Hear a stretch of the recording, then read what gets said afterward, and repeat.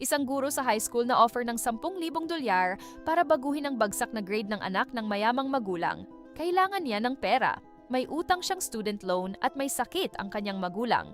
Pero tumanggi siya, hindi lang tumanggi. Nag-document pa siya ng lahat ng bribery attempts at ni-report sa principal.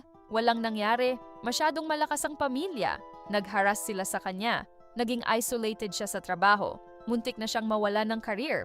Pero ilang buwan pagkatapos, lumabas sa dyaryo ang malaking skandal tungkol sa grade buying sa mga elite schools.